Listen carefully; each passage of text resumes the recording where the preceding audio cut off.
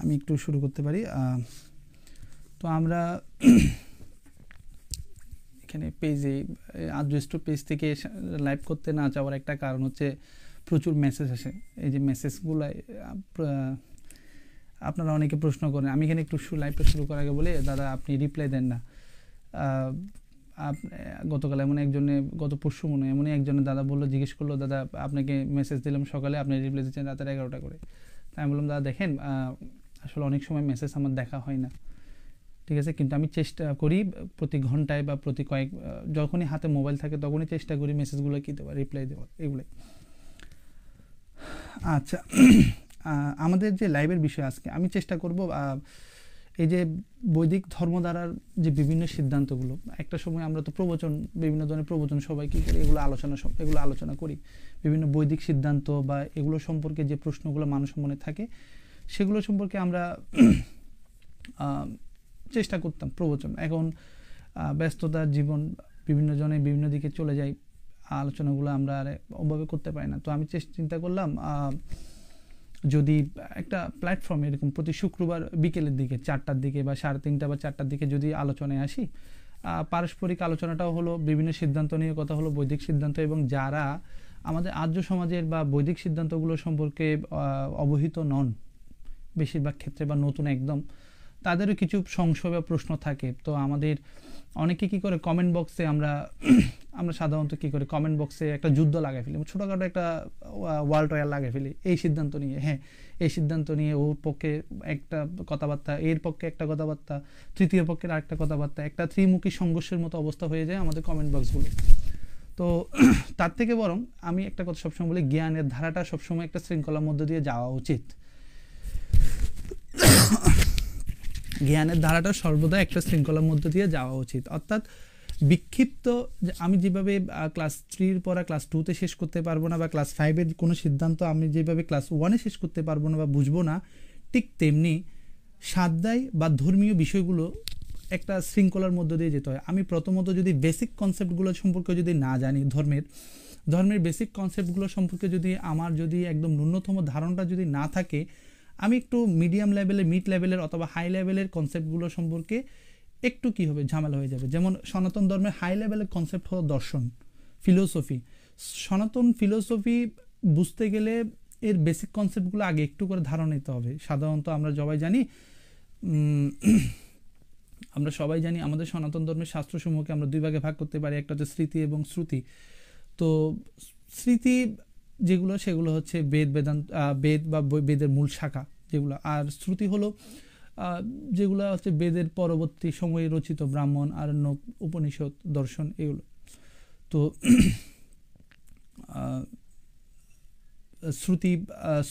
আমি উল্টা বলে, শ্রুতি হলো আপনার হচ্ছে কি, যেটা বেদ, আর স্মৃতিশাস্ত্র হচ্ছে যেগুলো বেদ পরবর্তী, যেগুলো মনুষ্য রচিত, ঠিক আছে। মেসেজ ওই স্টোর থেকে করলে, স্টোরে পেজ থেকে করলে মেসেজ প্রবলেমটাই মূলত হয়, এই জিনিসটা সমস্যা করতেছে একটু। আচ্ছা, যাই হোক, তো শ্রুতি বা বৈদিক শাস্ত্রসমূহ যেগুলো ঈশ্বর রচিত, সেই শাস্ত্র সম্পর্কে আমার বেসিক ফান্ডামেন্টাল জ্ঞানগুলো যদি অ্যাকুরেট থাকে, তবে আমি পরবর্তী অন্যান্য ঋষিমুনিদের সিদ্ধান্তগুলো সম্পর্কে কি করতে পারবো, কাজ করতে পারবো, বা সেগুলো সম্পর্কে জ্ঞান বা ধারণাটা আমি একদম ক্লিয়ারলি লাভ করতে পারবো। জীবের প্রতি আচরণে বৈদিক সিদ্ধান্ত, আমি সর্বোচ্চ হয়তো 1 ঘন্টার একটা লাইভ করবো, সম্ভবত চেষ্টা করবো 1 ঘন্টার মধ্যে শেষ করার। আলোচনা অনেকই থাকে, কিন্তু প্রতিটা আলোচনা হয়তো একদিনে শেষ করা সম্ভব নয়। কিছুটা ধারণা বা কিছুটা পারস্পরিক আলোচনা, এগুলো নিয়ে আমরা কাজ করব। মূলত এই কনসেপ্টটা, মানে আমি যখন এই বিষয়টা প্রথম চুজ করি, প্রথমে আমার একটা কি ছিল বলতে গেলে, আমার প্রথমে একটা টার্গেট ছিল। প্রথমে আমি শাস্ত্রের যে বর্ণনা, ধর্মের যে 10টা নীতি, ধর্মের লক্ষণ, এইসব জিনিস নিয়ে আমি কন্টিনিউয়াসলি সাবজেক্ট দিয়ে শুরু করতে চেয়েছিলাম। কিন্তু রিসেন্টলি একটা জিনিস, মানে আমি গত পরশু বা এর আগের দিন মনে হয়, যে কুকুরের ঘটনাটা, অর্থাৎ একটা কুকুরের 7টা বাচ্চাকে, সম্ভবত 7টা বাচ্চা পানিতে চুবিয়ে মারা হয়। তো এটা দেখার পর আমি চিন্তা করলাম, আমার আমি যদি কোনো একটা লাইভ করি, সেই লাইভটার মধ্যে রিসেন্টলি যদি কোনো একটা লাইভ করি, সেই লাইভের মধ্যে প্রথম ধারণাটা বা প্রথম আলোচনাটা থাকবে আমার সেই টপিকটা নিয়ে, অর্থাৎ পশুর প্রতি কেন আমাদের এরকম আচরণ দিনকে দিন বৃদ্ধি পাচ্ছে, এই জিনিসটা নিয়ে আমি একটু আলোচনা করার চেষ্টা করব। এবং এটা হৃদয় বিদারক একটা ঘটনা, হৃদয় বিদারক ঘটনা। কিন্তু কিছু কথা এখানে আলোচনা করব, যে আলোচনাগুলো হলো আমরা এই হৃদয় বিদারক ঘটনাগুলো কিন্তু শুধুমাত্র কুকুরের বেলায় নয়, সকল প্রাণীর বেলায়ও কিন্তু খেয়াল করছি, অর্থাৎ সকল প্রাণীর বেলায়ও কিন্তু এই ঘটনাগুলো ঘটতেছে। কিন্তু স্পেসিফিকভাবে কুকুরের বেলায় বা স্পেসিফিকভাবে বাংলাদেশে যখন কোনো একটা বিড়াল মারা যায় গৃহে বা অত্যাচার করে মানুষ যেভাবে মারে, যদি কোনো একটা বিড়াল মারা যায় বা কোনো একটা যদি কুকুর মারা যায়, তখন আমরা যেভাবে ঝাঁপিয়ে পড়ি, যেভাবে আমরা পশুপ্রেমী হয়ে উঠি, সেরকম কিন্তু অন্যান্য প্রাণীর বেলায় হয় না। এখন কথা হচ্ছে কেন আমাদের এই বৈশিষ্ট্যগুলো, দ্বিচারী বৈশিষ্ট্যগুলো কেন আসে? তো এই দ্বিচারী বৈশিষ্ট্যগুলো কেন আসে বা এগুলো সম্পর্কে বিস্তারিত আলোচনা যদি করতে চাই, আমি একটু রুট লেভেল থেকে একটা ঘটনা দিয়ে শুরু করি। নিজের চোখে দেখা একটা ঘটনা, সেটা হলো 1-1.5 বছর আগে আমার পার্শ্ববর্তী একটা প্রতিবেশী, বেশি দূরে নয়, তো উনি অত্যন্ত ধর্মপ্রাণ। হ্যাঁ দাদা, আমি দেখতেছি, নমস্কার প্রান্ত দাদা, সম্ভবত রংপুরের, স্বাগত দাদা, দুজনকে নমস্কার। তো যে জিনিসটা সম্পর্কে আলোচনা, আমি লাস্টের দিকে সবারই কি করব, মেসেজে রিপ্লাই দিব। কারো প্রশ্ন থাকলে করে রাখুন কমেন্টে। আমার হাতে এখানে একটা মোবাইল ডিভাইস আছে, আমি এখান থেকে চেক করে আপনাদের প্রশ্নগুলো সম্পর্কে চেষ্টা করব, ঠিক আছে? আধা ঘন্টা আমি কথা বলবো, এরপর আধা ঘন্টা প্রশ্ন উত্তরের জিনিসগুলো নিয়ে চিন্তা করব। তো যে ঘটনাটা দিয়ে আমি শুরু করতে চাই সেটা হলো আমার পার্শ্ববর্তী একটা প্রতিবেশী, তিনি রোজ 2 বেলা কিন্তু ধর্মকর্ম একদম টাইট মানুষ, একদম প্রচুর ধর্মকর্ম করেন, কীর্তন, গুরু সেবা, মালা জপা সবগুলো ভালো মতো করেন। এবং আমি যা দেখলাম, একদম তুলসী গাছের গোড়া, তুলসী সেবা যেটাকে করে, উদ্ভিদ তুলসী সেবা থেকে শুরু করে একদম ব্রাহ্মণ ভোজন, এই ভোজন সেই ভোজন, প্রতি বাৎসরিক অনুষ্ঠান, একদম কোনো অংশ কমতি রাখে না, যাকে বলে একদম আপাত দৃষ্টিতে ধর্মশীল একজন মানুষ। শোনা যাচ্ছে কিনা একটু বলবেন, যদি কোনো কারণে যদি ভয়েস শোনা না যায় তাহলে আমাকে কমেন্টে বললে হবে, আমি আমার যে জ্যাকটা আছে, স্পিকারের জ্যাকটা, আমি একবার একটু করে চেক করবো, সবাই একটু জানাবেন ভয়েসটা শোনা যাচ্ছে কিনা। তো এখন ওই মহিলাটা খুবই ধর্মশীল একজন মহিলা, একদম বলতে গেলে বাৎসরিক সকল অনুষ্ঠান কমপ্লিট করেন, দান দক্ষিণাও করেন, পূজা আসলে বা কোনো ধর্মীয় অনুষ্ঠান আসলে দান দক্ষিণা সব কিছু একদম উড়াধুরাভাবে করেন। তো প্রতিদিন দেখি, আমি যখন ওই বাড়িতে যেতাম, পড়াতে যেতাম, দেখতাম ওই মহিলা একদম সন্ধ্যাবেলায় তুলসী গাছের গোড়ায় বসে একদম 1 ঘন্টা ধরে কীর্তন এবং হে ভগবান কৃষ্ণ, আমাকে তুমি কি করো, যা বলে আমরা যেটা আশা করি, বৈকুণ্ঠ লোক বৈষ্ণব লোক যেটা আশা করি স্বাভাবিক। আমি কিছুক্ষণ পর দেখলাম সন্ধ্যা 7টার দিকে, তেমন এমন একটা শীতের দিনের সময় 7টার দিকে দেখলাম একটা কুকুর, মানে কুকুরটা হচ্ছে মা কুকুরই, সম্ভবত বাচ্চা দিয়েছে। শীতকাল, মানে বাচ্চাটাকে কোথায় রাখবে, শীতকাল তো আমরা সবাই জানি কুকুরের একটা প্রবলেম, তার বাচ্চাটা কোথায় রাখবে। তো সেটা নিয়ে সম্ভবত তার একটা বিশাল পাকা বাড়ি ছিল, সুন্দর একদম, যাকে আমরা বলি মোটামুটি ডুপ্লেক্স টাইপের। তো ওই বাড়ির সামনে কোনায় তিনি তার 3টা বাচ্চা বা 4টা বাচ্চা রাখছে। এত বিশাল একটা সুন্দর বাড়ি, তার পাশের একটা, মনে করেন আমরা অনেক সময় গলি থাকে না, সে গলিতে, তো সেই গলিতে যখন বাচ্চাগুলো রাখে, আমার চোখে দেখা, তিনি হাতে একটা দা ছিল, তিনি পিছন থেকে এসে দাটা একদম সজোরে তার যে আমরা যেটা বলি কুকুরের মাজা, পিছনের অংশ, ওখানে ডিরেক্ট বসাই দেয় একদম, এবং ডিরেক্ট একটা কোপ তার রানের মধ্যে পড়ে যায়, কুকুরটার মধ্যে। তো আমি বললাম, কেন আপনি এটা কেন করলেন? মানে একটা কুকুরকে আপনি একটা হাতের কাছে দা ছিল, দা দিয়ে একটা কোপ মেরে দিলেন আপনার রানের মধ্যে। তখন ওনার যেটা ভাষাটা বলছে, ভাই কুকুরের উপর দরদ দেখাচ্ছ, তুমি কুকুরের প্রতি কিসের দরদ দেখাচ্ছে? আমার ঘরের পাশে এখানে গাত্তা করে ফেলতেছে, এখানে কুকুরের বাচ্চা এনে টালাই ফেলতেছে, সারা রাত ঘুমাইতে পারি না, কিচিমিচি চিৎকার চেঁচামেচি, কুকুরের ডাক। এই যে কনসেপ্টটা আমি যে কিছুক্ষণ আগেই বললাম, এই মহিলা কিন্তু অত্যন্ত ধার্মিক, বছরে প্রচুর মানুষ খাওয়ায়, হাজার হাজার মানুষ খাওয়ায়। যেদিন আমরা যেটাকে বলি ঠাকুরের নাম নেই, গোয়ের নাম বা জনার্দনের নাম নেই, ওরকম নামের দিন কিন্তু প্রচুর মানুষ খাওয়ায়, ঠিক না? প্রচুর মানুষ খাওয়ায়, প্রচুর দান দক্ষিণা করে ধর্মীয় অনুষ্ঠানে। কিন্তু ওই যে কি বললো, সামান্য একটা কুকুর শীতের সময় কষ্ট পাচ্ছে, তার 6টা বাচ্চা বা 3-4টা বাচ্চা নিয়ে তার ঘরের পাশে যেটা গলি থাকে সেখানে রাখলো, সেটা তার জন্য সহ্যশীল হলো না। এই যে একটা ঘটনা আমি বললাম, এই ঘটনার সাথে ওই 7টা কুকুরের যে পানিয়ে চুবিয়ে মারার ঘটনা একদম সেম টু সেম, কারণ যিনি পানিতে চুবিয়ে ওই কুকুরের বাচ্চাগুলোকে হত্যা করলো তার বিবেক তাকে সাড়া দেয়নি। আর যিনি ওই মহিলা, যিনি ধর্মশীলা মহিলা আমার দেখা, উনি যে একটা লোহার দা দিয়ে পিছনে একটা কোপ মারলো, সে তখনও কিন্তু তার বিবেক তাকে সাড়া দেয়নি। প্রশ্ন হলো বিবেক কেন সাড়া দেয় না? তারা কি ধর্মকর্ম কম করে? না, অবশ্যই না, তারা ধর্মকর্ম কোনোটাই কিন্তু কম করে না, কিন্তু একটা প্রাণীর প্রতি তার যে হিংসাত্মক আচরণ, সে আচরণটা করতে তার হৃদয় বা বিবেক তখন বাধা দেয় না। তাহলে এই থেকে প্রমাণিত হয় আমরা যা করি সেখান থেকে আসলে আমার কোনো নৈতিক উন্নয়ন ঘটে না, আমার মস্তিষ্কের কোনো উন্নয়ন ঘটে না, আমার নৈতিকতার কোনো উন্নয়ন ঘটে না। তাহলে আমার নৈতিকতার, মস্তিষ্কের, নীতির উন্নতি যদি না ঘটে, তাহলে আমি যে ধর্মকর্ম করতেছি, আমি যে শাস্ত্র পাঠ করতেছি, আমি যে শাস্ত্র শ্রবণ করতেছি গুরু হতে, সেগুলো সবগুলোই বিফল এবং ইউজলেস, সবগুলোই ইউজলেস।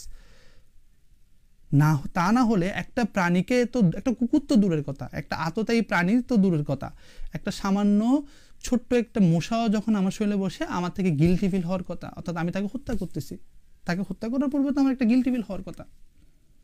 হত্যা তো করতেই হবে, আততায়ী যে প্রাণী আমার জন্য আততায়ী হবে, আমার জন্য ক্ষতিকর হবে, তাকে তো হত্যা করতে হবে। কিন্তু সনাতন দর্শনে যে কথাটা বলে সেটা হচ্ছে, তুমি যতটুক পারো কর্মফল থেকে দূরে থাকো, কারণ হত্যা করলেই কর্মফলের ভাগিদার হতে হবে। তাই কর্মফলের ভাগিদার এখানে একটা সুন্দর ঘটনা আছে, মহাভারতের একটা খুব সুন্দর ঘটনা। সেটা হচ্ছে, আমরা সবাই জানি যখন প্রথম শস্য ফলাই, হাল ফালানি উৎসব বলে, হাল ফালানি, চট্টগ্রাম ভাষায় বলে হাল ফালানি। তো যখন শস্য ফলাই বিলের মধ্যে বা আমাদের যে শস্য ক্ষেত্রের মধ্যে, তো তখন যে হালটা দেয়, তখনকার দিনে প্রথম হালটা দিত রাজা, কারণ রাজার দায়িত্ব হলো প্রজাকে রক্ষা করা, তার ভরণ পোষণ করা, বিপদে আপদে, তার সুখে দুঃখে সকল পাপ পুণ্যের ভাগ কাঁধে নেওয়া রাজার দায়িত্ব। তো মহাভারতের এমন একটা ঘটনা, এরকম হাল ফালানি উৎসব, রাজা যুধিষ্ঠির হাল ফেলতেছে। তো হাল ফেলার আগে আমরা মহাভারতে দেখি, সেখানে রাজা যুধিষ্ঠির কি করতেছে, একটা প্রায়শ্চিত্ত যজ্ঞ করতেছে। কারণ রাজা যখন এখানে বিলের মধ্যে যখন রাজা যুধিষ্ঠির যখন কি করতেছে, হাল ফেলতেছে, তাহলে আমরা সবাই জানি জানা বা অজানা, জ্ঞাত বা অজ্ঞাতভাবে অনেক প্রাণী মারা যাবে, অনেক প্রাণী কি করা হবে, হত্যা করা হবে। কারণ আমি যখন হাল দিব, এখানে আমি চোখে দেখতেছি না, অনেক অসংখ্য ক্ষুদ্র প্রাণী আছে, অনুপ্রাণী আছে, অনুজীব, তারা হত্যা হবে। হত্যা করলেই কর্মফলের ভাগিদার আপনাকে হতে হবে। সেটা আপনার নিজের জন্য হত্যা হোক, একদম নিরুপায় হত্যা হোক, আততায়ী আসলেও তাকেও হত্যা হোক, যেভাবে হোক না কেন, হত্যা করলেই হত্যার কর্মফলের ভাগিদার আপনাকে হতে হবে। তাহলে আগের দিন আমি মহাভারতে দেখতেছি, তাহলে রাজা তার প্রায়শ্চিত্ত, অর্থাৎ সকল প্রজার শস্যের চাহিদা মেনটেন করার জন্য তিনি তার নিজের কাঁধে যেটা বলে আমরা প্রায়শ্চিত্ত একটা যজ্ঞ করে তিনি কি করলেন, নিলেন। তাহলে এই থেকে প্রমাণিত হয় আমার সনাতন শাস্ত্রে বা আমার সনাতন বৈদিক ধর্ম যে ধারা, ভাবধারা, এখানের মধ্যে হত্যা করা অদিতি, মানে যাদেরকে হত্যা করা যায় না, অবৈধ, সেগুলোর বেলাও বৈধ অবৈধ সবকিছুর বেলা, দ্বিতীয় এবং অদ্বিতীয় সবকিছুর বেলাও কিন্তু বলা হচ্ছে যতটুক হিংসা রহিত থাকা যায় ততটুকুই মঙ্গল। অর্থাৎ কর্মফল থেকে কেউ কিন্তু বাঁচতে পারে না, সেটা পিঁপড়া হত্যা হোক, সেটা একটা মশা হত্যা হোক, অথবা একটা আততায়ী প্রাণী, রাক্ষস, যে কোনো কিছু হোক, ঠিক আছে। তাহলে সেই জায়গায় আমরা যখন কোনো একটা প্রাণীকে একদম সজ্ঞানে যখন কি করি, কোনো গাছের চেলা দিয়ে আঘাত করতেছি, সজ্ঞানে কাটতেছি, সজ্ঞানে তাকে কি বলে আনন্দ সহকারে ভক্ষণ করার জন্য হত্যার উদ্দেশ্যে কি করতেছি, একদম মাইন্ডসেট করতেছি, তাহলে আপনি বুঝে নিন এই কর্মফল আপনাকে ভোগ করতেই হবে। এই কর্মফল কখনোই আপনাকে মুক্তি দিবে না, কর্মফল কখনোই আপনাকে মুক্তি দিবে না। তো এখন যেটা কথা সেটা হলো কি, এই যে আরও কিছু ঘটনা আছে, আরও দুটা ঘটনা বলি, এরপর আমি সমাধানের দিকে চলে যাব, কেন এগুলো থেকে উত্তরণ উপায় কী, বা এগুলো সম্পর্কে আমাদের কি করা উচিত, কিভাবে আমি নিজের আচরণগুলো, এই আচরণ, এটা তো একটা আচরণই, আমি হাজার ধর্মকর্ম কীর্তন করলাম, সন্ধ্যাবেলা বসে তুলসী গাছের গোড়ায় এত কিছু করলাম, কিন্তু দিন শেষে একটা কুকুরকে মারতেছি, আমি আমার চিন্তা ভাবনার রাজসিক, অত্যন্ত আক্রমণাত্মক চিন্তা সম্পন্ন, তাহলে এগুলো কোনো ভ্যালু নাই। তার একটাই কারণ, আমার তমটাকে আপডেট করে আমাকে সাত্ত্বিকের দিকে যেতে হবে, আমাকে রজটাকে আপডেট করে আমাকে সাত্ত্বিকে দিতে হবে, সত্য চিন্তা করতে হবে।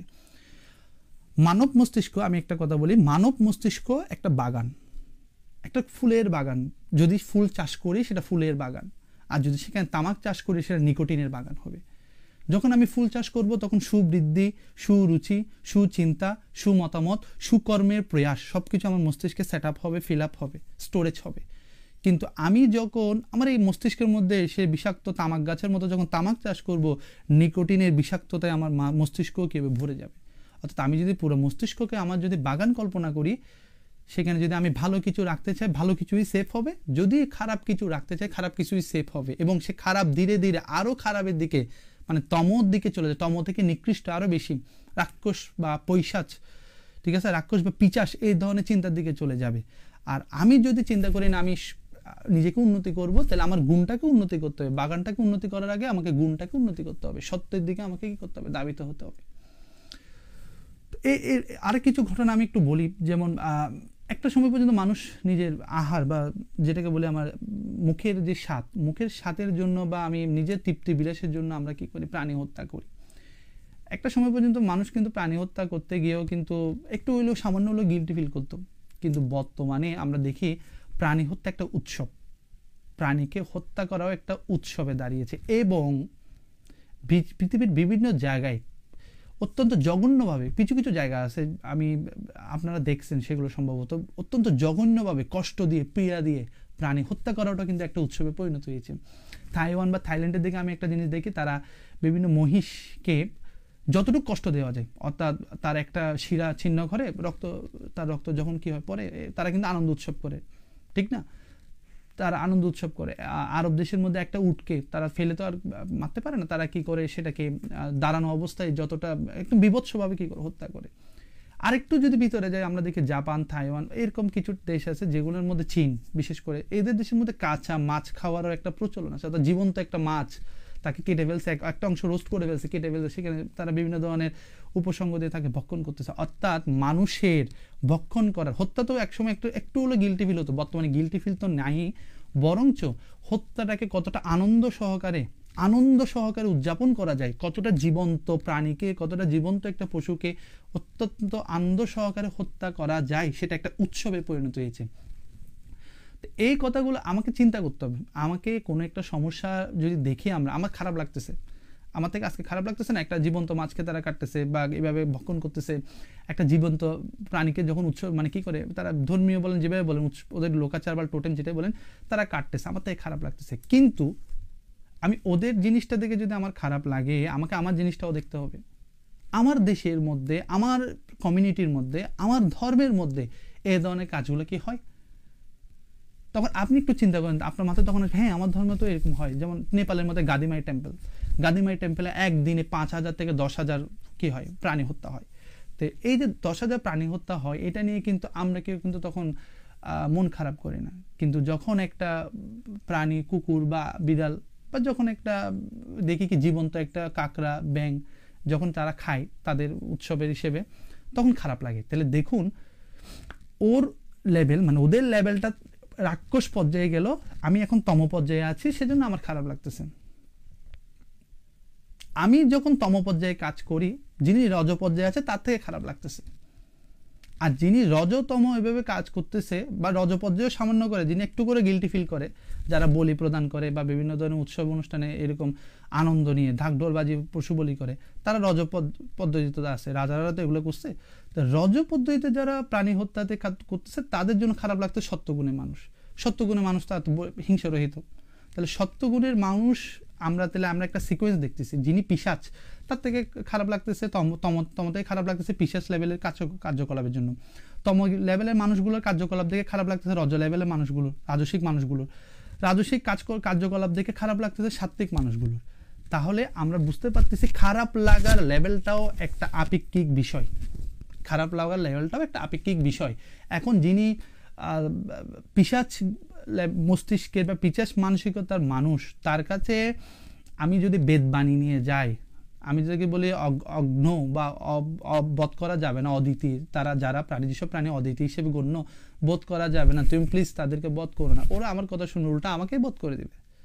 কারণ তার মস্তিষ্ক তো ওই লেভেলে চলে গেল যে লেভেলে গেলে সে কোনো প্রাণী হত্যা, বিভৎসভাবে প্রাণী হত্যা করলেও তার কোনো গায়ে লাগে না। তাই সেই জায়গায় আমি তার কাছে ধর্মের কথা বা বাণীর কথা বা বেদবাণীর কথা যদি নিয়ে যাই, সাত্ত্বিকতার কথা যদি নিয়ে যাই, তাহলে তার হাতে বলি হওয়া ছাড়া আমার আর কোনো গতি দেখতেছি না আমি। তাহলে আমাদেরকে চিন্তা করতে হবে আগে আমাদের যে রাজসিক চিন্তা ভাবনা মানুষগুলো আছে বা তমগুণের যে মানুষগুলো আছে তাদেরকে আগে সাত্ত্বিক করা। যে একদম পিশাচ লেভেলে চলে গেল, যেসব আমাদের মধ্যে যেসব বন্ধু বান্ধব, আমরা বেশিরভাগই বললাম না, আমি প্রথমে শুরুতেই বললাম আমাদের অনেকগুলো মানুষ কি বলতেছি আমি, ঝগড়া বাজা ফেলে, একটা মানে বিশ্বযুদ্ধের মধ্যে একটা অবস্থা করে ফেলে কমেন্ট বক্সে।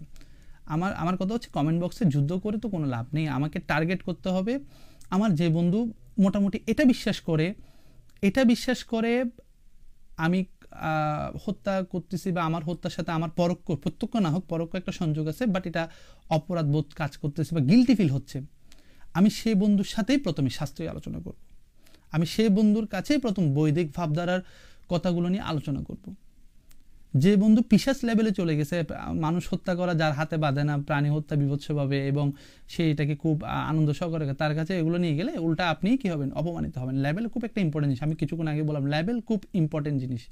তাহলে যে বন্ধু আমার তামসিকে আছে তাকে আমি চেষ্টা করবো সাত্ত্বিকে আনার, যে বন্ধু আগে প্রথমে চেষ্টা করবো তাকে রাজসিকতা বা আমাকে ওই লেভেলে আনার, এবং আমি চেষ্টা করবো যে বন্ধু আমার রজগুণ সম্পন্ন, একটু চিন্তা করলেই তার বিবেকটা কি করবে, বিবেকে যে কুলকুণ্ডলিনী শক্তি, তার বিবেকবোধের যে শক্তি সেটা জাগ্রত হবে।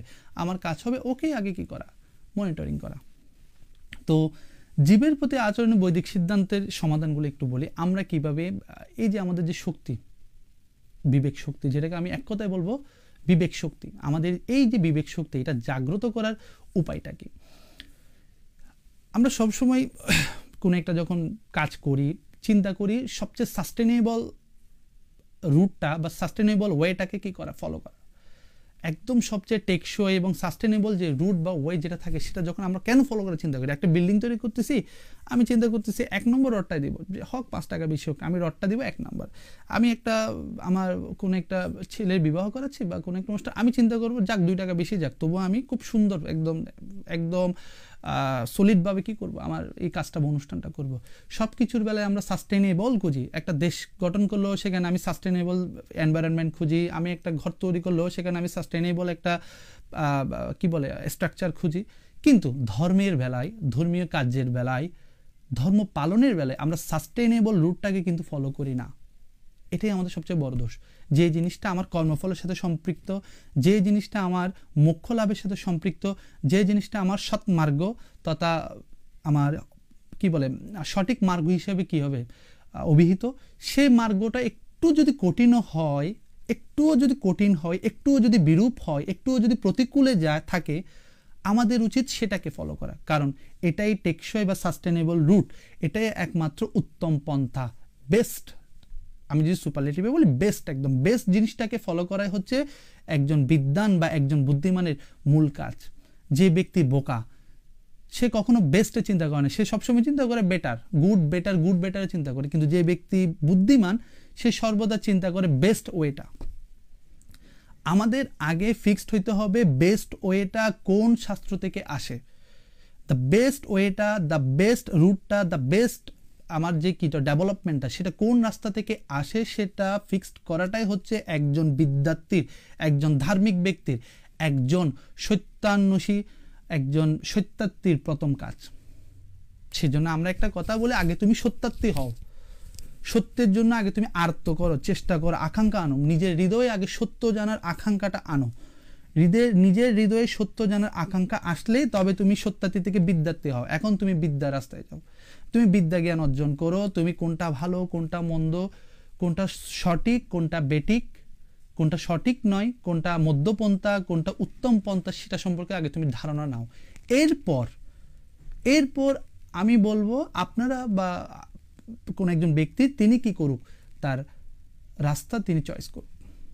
তিনি কি সৎ মার্গে যাবে, নাকি তিনি বাম মার্গে যাবে, নাকি ডান মার্গে যাবে, নাকি কি বলে নিকৃষ্ট মার্গ, যেটাকে আমরা বলি নিম্নার্গ যাবে, নিকৃষ্ট বা নিম্ন মার্গে যাবে, এটা তার উপর সিদ্ধান্ত।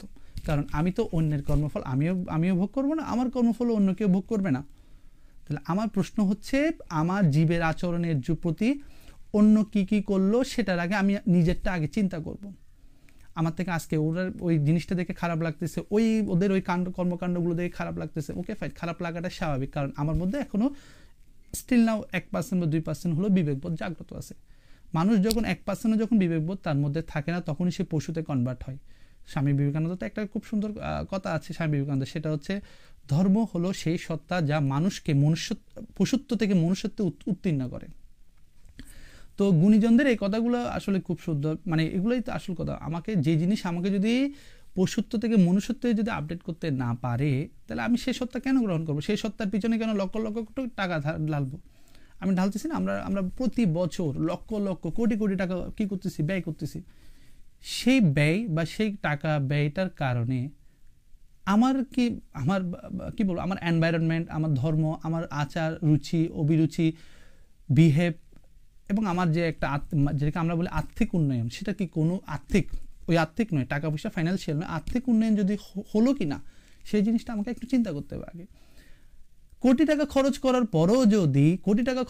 পরও যদি একজন মানুষ 4টা কুকুরের বাচ্চার অত্যাচার যদি সহ্য করতে না পারে, এবং তাকে যদি মারার জন্য যদি দা নিয়ে দৌড় দেয়, এবং তার গায়ে যদি একটা কোপ বসিয়ে দেয়, তাহলে আমার বুঝতে হবে এগুলো কোনো ভ্যালু নেই। এই ধর্মের কোনো ভ্যালু নাই, এই ধর্ম অনুষ্ঠানেরও কোনো ভ্যালু নেই। আমার কথা হচ্ছে এটাই, আমার কথা না, এটা বেদের কথাই, গুণীজনের কথা। এখন আমরা বলতে পারি আমাদের জীবের প্রতি আচরণের বৈদিক সিদ্ধান্ত একটাই, সেটা আমরা বলবো ভূতযজ্ঞ কমপ্লিট করা। ভূতযজ্ঞটা একদম ভালোভাবে কি করা, মেনটেন করা।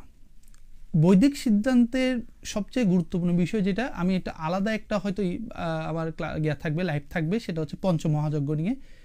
এখন যে লাইভটা, সেটা মধ্যে, এই লাইভের মধ্যে, আজকের মধ্যে এখানে কিন্তু ভূতযজ্ঞটা চলে আসবে, পঞ্চমহাযজ্ঞের একটা যজ্ঞ চলে আসবে, সেটা হচ্ছে ভূতযজ্ঞ। ভূতযজ্ঞ জিনিসটা কি আমরা জানি, বৈদিক সিদ্ধান্ত অনুসারে পঞ্চমহাযজ্ঞের একটি অংশ হলো ভূতযজ্ঞ। ভূতযজ্ঞ হলো এই জগতের সকল পশু পাখি মানুষ জীবাত্মার কল্যাণ কামনা করে যথাসাধ্য কর্ম করা। যজ্ঞ মানে শুধুমাত্র যে আগুন জ্বালানো বা অগ্নিহোত্র তা তো নয়, যজ্ঞ শব্দের ব্যাপ্তি, এর তাৎপর্য অত্যন্ত বিশাল। তার একটি অংশ হলো জগতের সকল পশু, সকল জীবাত্মা, সকল প্রাণীদের কল্যাণ কামনা করে কাজ করে যাওয়া। শুধুমাত্র এই কল্যাণটা সরাসরি যে তাদের সেবা করতে হবে এমন না, তারা যে পরিবেশে বাস করে তথা ধরিত্রী, এই পৃথিবী মাতা বা ধরিত্রী, তাকে রক্ষা করাও কিন্তু এক ধরনের ভূতযজ্ঞ। আমি একটু ইন ডিটেলসে এই জিনিসটা আলোচনা করব। প্রথমে একটু বলি বেদের কিছু রেফারেন্স দিই কেন এটা। যেমন বেদে বলা হচ্ছে দীপাদব চতুষ্পাত পাহি, যজুর্বেদ আমার 14:8, মানে 14 অধ্যায়ের 8তম মন্ত্র। দীপাদব চতুষ্পাত পাহি, অর্থাৎ সকল দ্বিপাদ ও চতুষ্পাদ প্রাণীদের তুমি সংরক্ষণ করো। আমরা যে ভোজন মন্ত্রটা পাঠ করি, অন্নপতে অন্বেষণ দেহি নমেবস্ত সুস্মিন প্রধাতারম তারি সূর্যম নৌ দেহি দ্বিপদে চতুষ্পদে, অর্থাৎ সকল দ্বিপদ এবং চতুষ্পদ সকল প্রাণী যাতে আমার দ্বারা রক্ষা হয়, আমি এই কামনা করে অন্ন গ্রহণ করলাম। তাহলে আমি অন্ন গ্রহণ করার সময় যেটা বলছি দেহি দ্বিপাদ চতুষ্পদ হে, দেহি দ্বিপদে চতুষ্পদ হে, অর্থাৎ দ্বিপদ চতুষ্পদ সকলে আমার দ্বারা কি হোক, উপকৃত হোক, আমি যেন তাদের কোনো ক্ষতির কারণ না হই। তাহলে আমার ধর্মের আমি যখন অন্ন গ্রহণ করি, খাবার গ্রহণ করি, তখন যেখানে বলি আমার দ্বারা কোনো দ্বিপদী বা চতুষ্পদী ক্ষতিগ্রস্ত না হোক, সে কথা বলি কি আমি কোনো দ্বিপদ চতুষ্পদকে গ্রহণ করতে পারি? অবশ্যই না। কারণ মন্ত্র আমি তো আহার করার পূর্বেই তো বললাম দীপাদবহ চতুষ্পদ পাহি, অর্থাৎ দেহি দ্বিপদে চতুষ্পদে। ঠিক আছে, তো দেহি দ্বিপদে চতুষ্পদে বলার পর আমি কিভাবে আবার দ্বিপদে চতুষ্পদকে কি করি, হত্যা করতে পারি বা হিংসা করে তাকে গ্রহণ করতে পারি? গ্রহণের সাথে তো হিংসার একটা সম্পর্ক আছে, ঠিক না? আমার রুচি বা আমার যে জ্ঞা থাকে, কি থাকে, আমার যেটাকে কি বলে মুখস্বাদ থাকে না, তো ওই জিনিসটা কিভাবে করতে পারি? তাহলে এটা কি দ্বিচারী হলো না? এটাই তো দ্বিচারী পন্থা। তা আমরা যখন কোনো একটা কাজ মুখে বলি একটা, কিন্তু করি যখন আরেকটা, তখন সেই জায়গায় নীতির কথা মানায় না, তখন অন্যের বেলায় নীতির বুলি আড়ানোটা কেমন যেন হাস্যকর হয়ে যায়। সকল দ্বিপদী ও চতুষ্পদী বৃদ্ধি ও পুষ্টিপ্রাপ্ত হোক, এভাবেই পবিত্র বেদে সকল প্রাণীকে সংরক্ষণের কথা বলা হয়েছে। মানব ও পশুর প্রতি আমাদের সর্বদাই উত্তম আচরণ করা উচিত। আমরা অসুস্থ মানবের সেবা করতে পারি, দুস্থদের সাহায্য করতে পারি, ক্ষুধার্তকে খাদ্য দিতে পারি এবং অবলা প্রাণীর জন্য আহার আশ্রয়ের ব্যবস্থা করতে পারি। এই সবই হলো ভূতযজ্ঞ। সুনাম চ পতিতানাম চ সোপাচাম পাপরোগিনাম বয়সানাম কৃমিণাম স সন কই নির্ভবিত ভুবি, মনু 3:92, যেখানে বলতেছে কুকুর আদি পশু, পতিত ব্যক্তি, অত্যন্ত দরিদ্র ব্যক্তি, কুষ্ঠাদি ব্যাধিতে আক্রান্ত রোগী, কাক আদি পক্ষী ও পিঁপড়া আদি কীটের জন্য খাদ্যদ্রব্যের 6 ভাগ আলাদাভাবে দেওয়া এবং তাদেরকে সদা প্রসন্ন রাখা উচিত। এখন কিছু ঘটনা বলি। আগের দিনে আমরা বিভিন্ন ধরনের আমি কিছু ভিডিও শেয়ার করি, আমরা সেটা যেরকম দেখি কিছু মানুষ আহার গ্রহণের সময় কিছু অংশ ভাগ করে রাখে, ভাত থালার পাশে রেখে দেয়। তা আমরা আমাদের বয়োজ্যেষ্ঠ অনেক দিদা বা অনেক মানুষকেও দেখলাম সেটা তারা রেখে দেয়। তো আমার যেটা ছিল, আমার একজন আমার এক ঠাকুরদি ছিল, সাত দিকে আহার করতো। তো উনি দেখতাম 3 ভাগ করতো। 1 ভাগ ওই ঘরের, মামার বাড়ির মানুষ, ওই ঘরের যত বিড়াল কুকুর ছিল তাদেরকে দিত। প্রত্যেক মানুষ, ওই ঘরের বিড়াল কুকুরগুলো অত্যন্ত ডিসিপ্লিন ছিল, অর্থাৎ তারা গিয়ে কখন যখন খেত তখন কেউ কিন্তু ডিস্টার্ব করতো না। এখনকার আমাদের অনেকগুলো বিড়াল কিন্তু গিয়ে ডিস্টার্ব করে, খাওয়ার সময় গিয়ে কি করে ডিস্টার্ব করে, কিন্তু ওগুলো ডিস্টার্ব করতো না। ওরা কি করতো, বসে থাকতো। ওরা জানতো ঘরের প্রত্যেকটা মেম্বার একটা একটা করে ভাগ নিয়ে আসবে, মানে ভাগ 3 ভাগের 1 ভাগ। তাহলে কুকুর এবং বিড়াল খেত। এরপর আরেকটা ভাগ পুকুর ছিল, পুকুরের ফেলে দিত, মাছে খেত। আর আরেকটা ভাগ কি করতো, কাককে ডাকতো, আয় আয় বলে কাক ডেকে কাকের জন্য রেখে দিত। দেখেন, আকাশে থাকা প্রাণী মানে উড়ন্ত পাখি পক্ষী, পানি জলে থাকা প্রাণী এবং স্থলে থাকা প্রাণী, 3টার জন্য কিন্তু 3 ভাগ করা হতো। এখন আমার এই যেগুলো ঠাকুর দিয়ে, এরা তো এত বেশি শাস্ত্র জানতো বা এমন তো কোনো কথা না, কিন্তু তারা সেটা পালন করতো। তারা তাদের যে পূর্বজ যারা সংস্কারটা শিখে গেল, সংস্কার, সেটা কিন্তু তারা পালন করতো। এখন কি আমরা পালন করি না। কিন্তু নিয়ম হচ্ছে, এখনো নিয়ম, এটাই নিয়ম, বেদের বা বৈদিক সনাতন সিদ্ধান্ত হচ্ছে তাদেরকেও কিন্তু আপনার কি করতে হবে, আহার দিতে হবে। ইভেন আমি যদি একটা কথা বলি, সেটা হচ্ছে আমরা যে অগ্নিহোত্র করি, যজ্ঞ করি, সে যজ্ঞের মধ্যে আমরা কি করি, লেখা থাকে আমাদের যজ্ঞের বৈজ্ঞানিক যে ব্যাখ্যা, সেখানে লেখা আছে এই যজ্ঞ যে পরিশুদ্ধ হয় যজ্ঞের মাধ্যমে, অগ্নিহোত্রের মাধ্যমে, সে পরিশুদ্ধ বায়ুর মধ্যে থাকা উপকারী অণুজীবগুলো কিন্তু উপকৃত হয় এবং ক্ষতিকর অণুজীবগুলো কিন্তু ক্ষতিগ্রস্ত হয়। তাহলে আমরা বুঝতে পারতেছি আমাদের যে বিনিয়োগ কর্মগুলো, বেদের যে বিনিয়োগ কর্মগুলো বা বেদের যেগুলা প্র্যাকটিক্যাল কর্ম, সেগুলোর মধ্যেও কিন্তু প্রাণী যাতে সাস্টেনেবল, দ্য বেস্ট পন্থায় যাতে কি থাকতে পারে, সুস্থ থাকতে পারে, নিরোগ থাকতে পারে, সে পন্থাকে কি করা হয়েছে, বলা হয়েছে, বা সে পন্থাকে উৎসাহিত করা হয়েছে। এখন এত বৈদিক সিদ্ধান্ত, যেখানে সামান্য যজ্ঞটার পর্যন্ত করা হচ্ছে উপকার করার জন্য, বায়ুস্থ অণুজীবগুলো উপকার করার জন্য, সেই ধর্মের, সেই শাস্ত্রে লোকে বা সেই অনুসারী, সেই ধর্মের অনুসারীরা যদি বলে পশু হত্যা বৈধ, তাহলে একটু চিন্তা করতে হবে, এই জায়গায়। আমি এত রেফারেন্স দেখলাম, এত সিদ্ধান্ত দেখলাম, কিন্তু দিন শেষে আমি কালকেই একটা পশু হত্যা নিয়ে আনন্দ উৎসবে মেতে গেলাম, তখন আমাকে চিন্তা করতে হবে আদতেই আমার এখানে কিছু সংশোধন হওয়ার যোগ্য কিনা, বা আদতেই আমরা যা করতেছি তা ঠিক কিনা, একটু চিন্তা করতে হবে। মানুষ যখন চিন্তার প্রশ্ন আসে, চিন্তা করে, তখনই কিন্তু সে উত্তর পায়। যখন মানুষ চিন্তা করে না, তখন কিন্তু সে কোনো উত্তর পাওয়ার প্রশ্নই আসে না। উপনিষদের মূল বিষয় তো হচ্ছে আপনি চিন্তা করুন, চিন্তা না করলে তো উত্তর আসবে না। তাহলে আমাদেরকে আগে চিন্তা করতে হবে, আমি যে পন্থা এতক্ষণ ধরে শুনলাম, আমার প্রধান ধর্মগ্রন্থ যদি আপনি মানেন বেদ, আপনাকে আগে মানতে হবে। আমি একটা কথা বারবারই বলতেছি, সেটা হচ্ছে আপনাকে আগে সিদ্ধান্তে আসতে হবে আপনি কি মানেন। আপনি যদি মানেন আমার প্রধান ধর্মগ্রন্থ বেদ এবং বৈদিক দর্শন বা বৈদিক শাস্ত্র, তাহলে আপনাকে মেনটেন করতে হবে এইটার সবগুলোকে আমি স্ট্যান্ডার্ড ধরবো। আমি যেটা মান্য, সে মান্যতা সব কিছুকে আমি স্ট্যান্ডার্ড ধরবো, আদর্শ ধরবো। সেটার উপর ভিত্তি করে আমার যেসব সমস্যা, যেসব চিন্তার খোরাক আসবে, সেগুলোকে আমি তখন সেগুলোকে কি করব, টেস্টিং করব, জাস্টিফাই করব। তাহলে আমার আদর্শকে স্ট্যান্ড রেখে আমি যখন সেগুলোর উপর যখন বিভিন্ন জিনিস যখন জাস্টিফাই করব, সেটা যদি ওর স্ট্যান্ডার্ডের যদি মিলে, তাহলে অ্যাকসেপ্টেবল। আর যদি স্ট্যান্ডার্ডের সাথে সাংঘর্ষিক হয়, তাহলে আমি অ্যাকসেপ্ট করব না। এটাই হচ্ছে বুদ্ধিমানের কাজ। আমরা তর্ক করে কোনো লাভ হবে না। আমাদের বুদ্ধি দিয়ে বা আমাদেরকে যুক্তি দিয়ে চিন্তা করতে হবে আমার স্ট্যান্ডার্ডের সাথে, আমার আদর্শের সাথে, বৈদিক আদর্শের সাথে যেসব চিন্তা ভাবনা বা প্রশ্নগুলো আসতেছে, সেগুলো জাস্টিফাই হচ্ছে কিনা, সেগুলো সিদ্ধ হলো কিনা। যদি সিদ্ধ না হয়, তাহলে আমি সেগুলো গ্রহণ করব না। সেজন্যই তো আমরা বেদের একটা মন্ত্রের সবসময় পাঠ করি। আজকে আমি শুরু করার সময় আমি চিন্তা করছিলাম ওটা দিয়ে শুরু করব, কিন্তু হয় না, লাইভের যেহেতু এই পেজের ব্যাপারটা কারণে। আমরা যখন কোনো একটা কাজ শুরু করি, আমরা সবসময় বেদের একটা মন্ত্রকে মাথায় রাখি, এবং আপনি এটা লিখে রাখতে পারেন দেয়ালের মধ্যে। সেটা হচ্ছে বিশ্বনি দেবস্য ভিতর দুরিতানি পরাশুভ ইয়দ ভদ্রম তন্ন আশুভ। বিশ্বনি দেবস্য ভিতর দুরিতানি, অর্থাৎ বিশ্বের সকল খারাপ জিনিস আমার থেকে দূরে যাক। খারাপ চিন্তা, খারাপ কনসেপ্ট, খারাপ মন মানসিকতা, খারাপ প্রয়াস, খারাপ উদ্দেশ্য আমার থেকে দূরে যাক। ইয়াদ ভদ্রম তন্ন আশুভ, আমার দিকে আসুক। ভদ্রম, সকল শুভ জিনিস আমার দিকে আসুক, সকল ভালো জিনিস আমার দিকে আসুক, সকল সুরুচি, সুচিন্তা, সুমতামত, সুকথা, সুবাচন, সুঅভিপ্রায়, সুচেষ্টা, সুশব্দের সকল কিছু আমার মধ্যে আসুক, সকল কু দূরে যাক, সকল সু আমার দিকে চলে আসুক। এটাই হচ্ছে এই মন্ত্রটার মূল ভাবাত্ম। আমার এই মন্ত্রটা খুবই ভালো লাগে। তাহলে এই মন্ত্র যখন আমার মাথায় একদম সবসময় আমার হৃদয়ে যখন প্রতীত থাকবে, তখন আমি কোনো একটা কাজ করার আগে, যে কোনো কাজ, সেটা একটা মশা মারার আগেও আমি চিন্তা করব, একটু চিন্তা করতে হবে, হ্যাঁ না আমি কি কোনো ভুল করতেছি কিনা। আমি একটা সামান্য আততে একটা পিঁপড়া আমার পায়ের নিচে পড়তেছে, আমি চিন্তা করবো না আমি একে হত্যা করে আমার কোনো লাভ নেই, জাস্ট ওকে আমি ওর জায়গায় ওকে ছেড়ে দিই। আমরা মানুষরা তো কম দায়ী নই জীববৈচিত্র্য ধ্বংসের কারণে, বা তাদের যে বিভিন্ন প্রাণীদের আততায়ী বা হিংসাত্মক বা সাপত প্রাণীগুলোর যে আমরা যে ওদের যে অবয়াস যেটা থাকে আবাস, সেগুলো যে ধ্বংস করতেছি, সেটার জন্য আমরাও তো দায়ী, ঠিক না? তাহলে যখন ঘটনা ঘটে যায়, বন্য হাতি ঘরে চলে আসে, পাড়ায় চলে আসে, কি বলে বিভিন্ন ধরনের হিংস্র বা বন্য প্রাণী যখন আমাদের ঘরে এসে চুরি করে খাবার খেতে থাকে বা ঘরে চলে আসে আক্রমণ করে, তখন আমরা তাদেরকে মারার জন্য, বা তখন আমরা বলি কি, আরে ভাই নিজের জীবন বাঁচা, আগে শাস্ত্র পড়ে।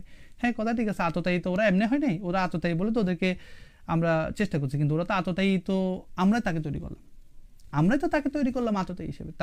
তার ব্যাপারে আমরা নাক গলাম, তার বন জঙ্গল ধ্বংস করলাম, তার বেঁচে থাকার অধিকারগুলো আমরা খর্ব করলাম। এখন ও যখন আমাকে আক্রমণ করতে আসবে, তখন আমি ধর্মের নীতি নিয়ে এত কচকচানি শুরু করি। তো ধর্মের নীতি তো ভাই একদিনে হয় না। কলকাতার মধ্যে যে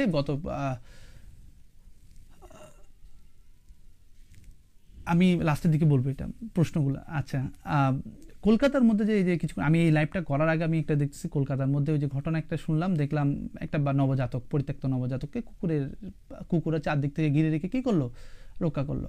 তো তখন আমি একটা জিনিস আমার থেকে ভালো লাগলো, আমি বলি, সেটা হচ্ছে পৃথিবীর কোনো প্রাণী কিন্তু নির্বোধ না। পৃথিবীর কোনো প্রাণী নির্বোধ না বা বুদ্ধিহীন নয়। একটা সিংহের সামনে একটা সিংহ যখন বা একটা বাঘ যখন ক্ষুধার্ত থাকে না, তার সামনে দিয়ে আমি যদি পৃথিবীর চমৎকার সব মাংসও যদি নিয়ে যায়, সে কিন্তু আহার করবে না। এবং জলযন্ত্র যাই নিয়ে যায় কিন্তু ওর আহার ও কিন্তু গ্রহণ করে না, ও একমাত্র ক্ষুধার্ত হলে কিন্তু গ্রহণ করে। পৃথিবীর কোনো প্রাণী তার নিজের ইচ্ছার জন্য কাজ করে না। সে ক্ষুধার্ত হলে হয়তো গ্রহণ করে, ক্ষুধার্ত না হলে কিন্তু সে কখনো গ্রহণ করে না। মানুষই একমাত্র প্রাণী, শুধুমাত্র তার যেটা আহার, তার জন্য যেটা কি করলো আপনার কি করা হলো, তার জন্য যেটা বৈধ করা হলো, বিধিবদ্ধ করা হলো, সেটা বাদেও সে অন্য কিছুতে কি করে, মুখ দেয়। সেটা বাদেও সে অন্য কিছুতে কি করে, তার নিজের অভিপ্রায় অভিরুচিটা কি করে, সিদ্ধ করে। একমাত্র মানুষই করে, আর কোনো প্রাণী করে না।